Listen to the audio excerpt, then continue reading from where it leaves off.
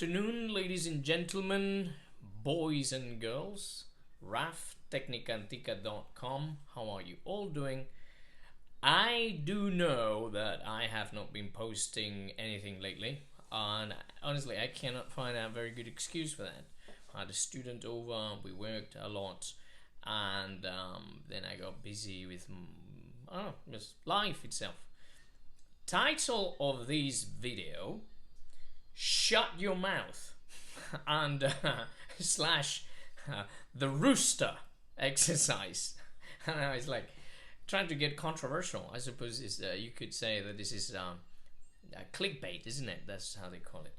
All right. So lately, I've been working with my students, and I've been trying to teach them, if there's anything I can teach, about how to isolate this sort of mechanism. And what I mean with this is the laryngeal mechanism.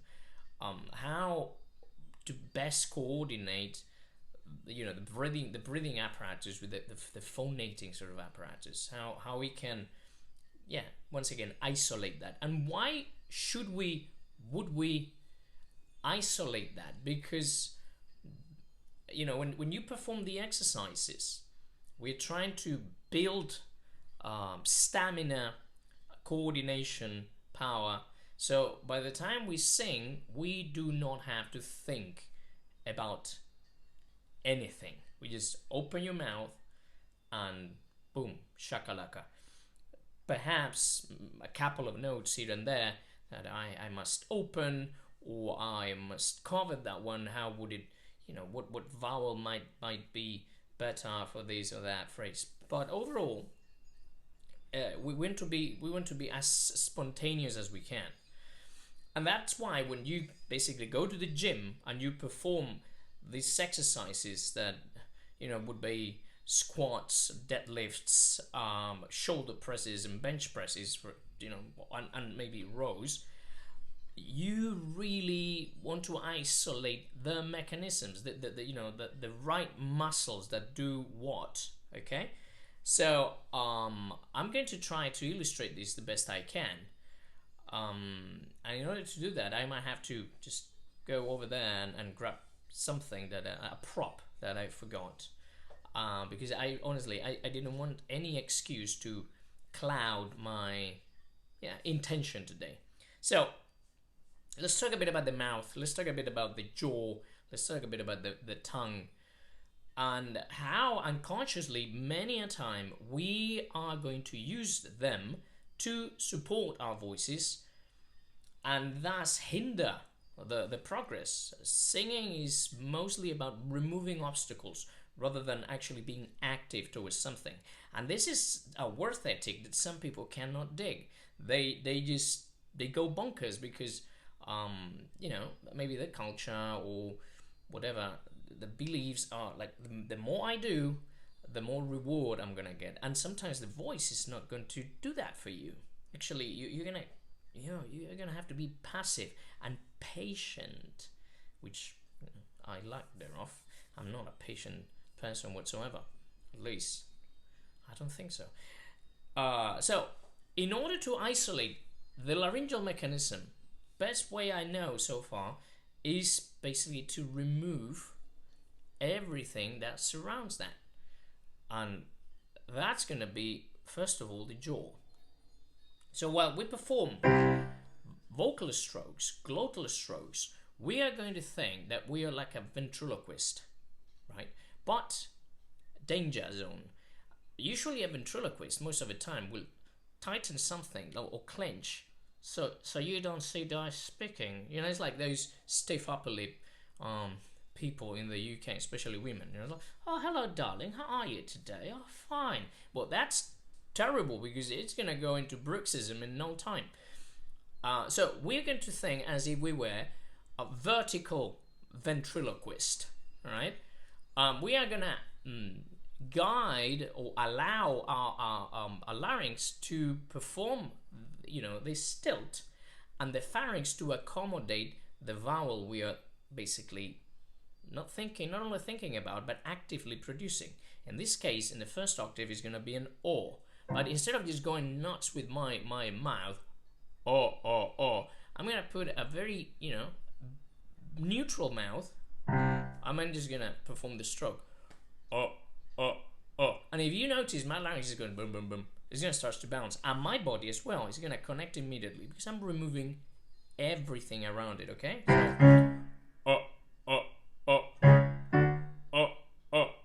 And I can go on and go on, so forth and so,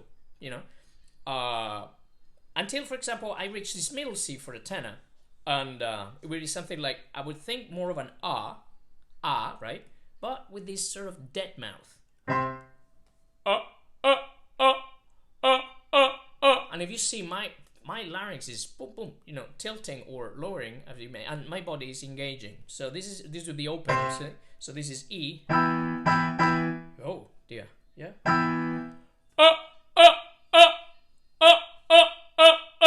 So basically, sometimes I tell my students to think that the lower jaw is actually here and not here, and thus you do not need to move it. Is that you don't have to move it.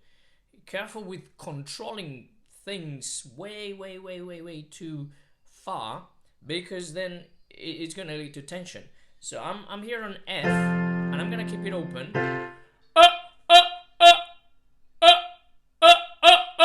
So I'm not going to and this is an open note.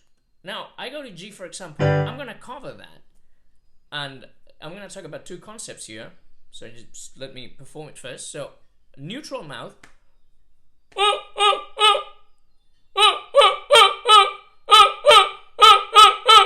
So basically, my students will recognize this. It's just like this, one of those rubber chickens, that that dogs, there is a Doi video out there, but I don't know if I'm gonna place it because I might get blocked or something. So you're doing that squeaky, wooga wooga wooga kind of toy.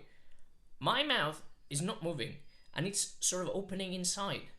And I bet you have heard that in the past. Oh, open your mouth inside, don't open it outside. Oh, how do I do that? Well, don't block it, but totally, morbid. Okay, here. Now, some people might have trouble covering the sound without, the help of the jaw doing things or the tongue. And I always say, leave the tongue alone. Leave the tongue alone because it's very naughty. The tongue is a very naughty muscle. Please don't get me wrong. Now, the tongue is attached to your larynx. So the root of the tongue is attached to your larynx. If the larynx is going to descend, the tongue is going to have to help, with that. So I always tell my students to imagine the tongue, that little division you have in your tongue. It's not that you have to put your tongue like this. I don't know. I mean, try it out. If it works, good for you. But it's basically the root of your tongue is going to go concave. And I'm going to move my... Why should I move my mouth?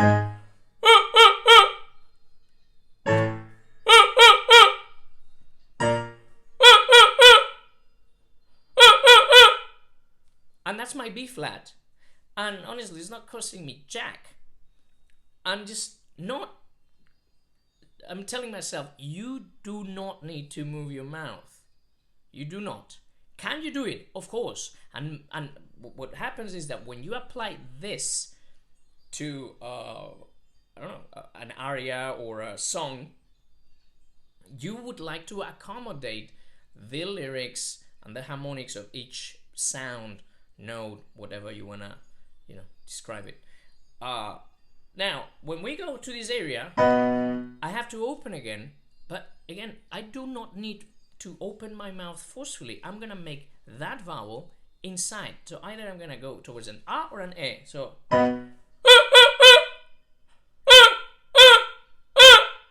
And that's my B natural. And it's just squeaky toy, squeaky toy.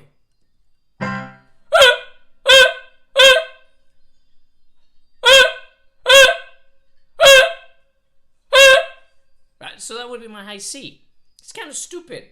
But, and again, this exercise might sound a bit restrictive.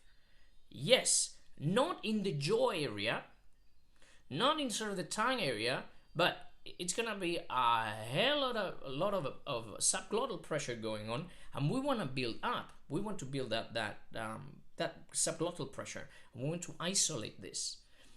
At the beginning, it might be like, ooh, wow, wow, wow. I'm noticing that it's a bit tight here and there, but mind you, it will, I believe, most certainly be that you were clenching your jaw, you were doing something funky with your mouth that had a repercussion. The more you do this, the more you're gonna get used to that, and that doesn't mean that you have to remain in this position when you sing. No, you do not. But this is gonna open something there that you want to keep open by shutting your mouth. It's just, imagine like a boa constrictor that, you know, opens first wide open, and then when it swallows, it's like this huge space so they can swallow a cow or something like that. Maybe I'm exaggerating. Okay, so having said that, I hope I don't leave anything out. I haven't used the prop. I was going to use one of my pipes.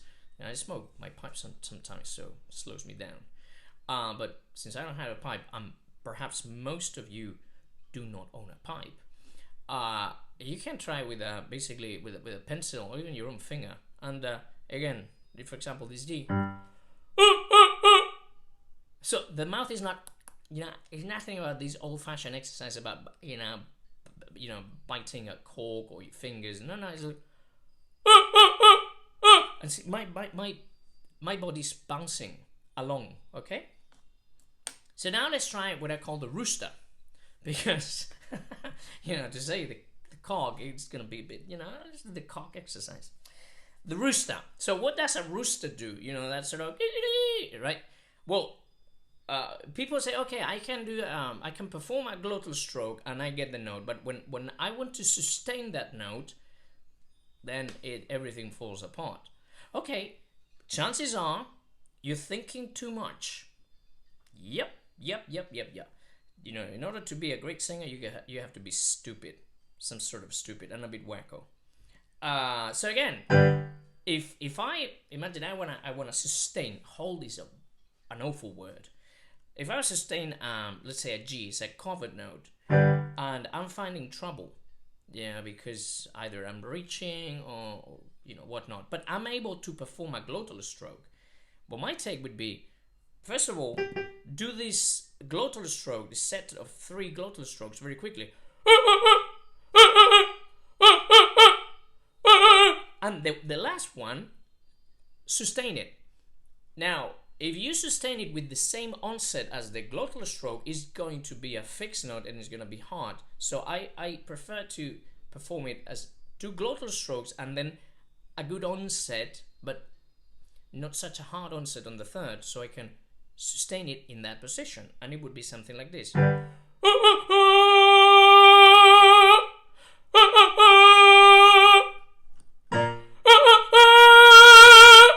So that's my G, that's my B flat. There is no major difference. Your body is going to react and it's going to engage. Okay? Squeaky toy, right? Okay, so the goal is to move up and down, all octaves. If you're, in a low register in a way, so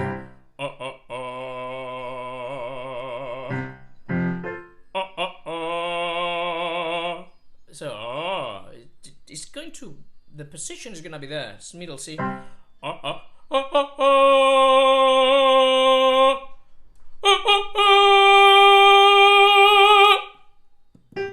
And that would be your G. Move up and down, play around with it. Now that doesn't mean that, again, when you sing, you actually sing, you have to keep your mouth shut. No, you're going to open it freely, but not depending on that opening. So you can accommodate those harmonics. So if I were to sing the end of E lucevano le stelle, I wouldn't necessarily go, all tight, and I would just let it.